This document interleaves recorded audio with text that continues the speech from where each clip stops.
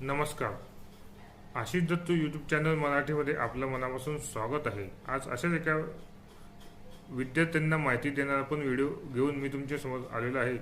चॅनलला जर पहिल्यांदाच आला असाल तर चॅनल लाईक करा, सबस्क्राईब करा आणि व्हिडिओ जास्तीत जास्त विद्यार्थ्यांपर्यंत शेअर करा. नेमका व्हिडिओचा टॉपिक काय आहे हे आपण आता पहिल्यांदाच जाणून घेऊयात. आणि व्हिडिओ स्किप न करता व्हिडिओ शेवटपर्यंत नक्कीच बघा. अत्यंत उपयुक्त अशी माहिती विद्यार्थ्यांसाठी घेऊन मी हा व्हिडिओ बनवत आहे. विद्यार्थ्यांसाठी महत्त्वाची सूचना: शिष्यवृत्ती परीक्षेत मोठा फेरबदल.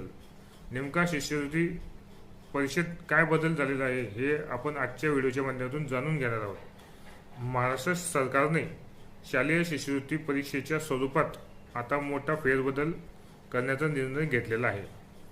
त्यामुळे या अंतर्गत आता परीक्षा होण्याची पद्धत बदलली असून 2026 या वर्षापासून इयत्ता 5वी आणि इयत्ता 8वी ला होणारी शिष्यवृत्ती परीक्षा आता इयत्ता 4थी आणि इयत्ता 7वीच्या विद्यार्थ्यांना ही परीक्षा देता येणार आहे. हा सर्वात मोठा फेरबदल महाराष्ट्र शासनाने केलेला आहे. याची विद्यार्थ्यांनी नोंद घ्यावी आणि जे विद्यार्थी आता 4थी आणि 7वीच्या वर्गावर असतील त्या विद्यार्थ्यांनी आता शिष्यवृत्ती परीक्षेसाठी तयारीला लागण्याची कृपा करावी, जेणेकरून त्यांना चांगली शिष्यवृत्ती परीक्षेचा अभ्यास करता येईल.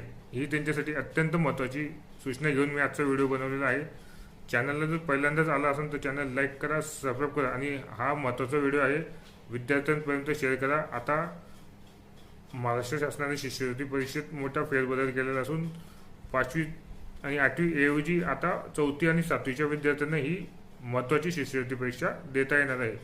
चॅनलला जर तुम्ही पहिल्यांदाच आला असाल तर चॅनल लाईक करा, सबस्क्राईब करा आणि व्हिडिओ जास्तीत जास्त विद्यार्थ्यांपर्यंत शेअर करा. धन्यवाद. जय हिंद.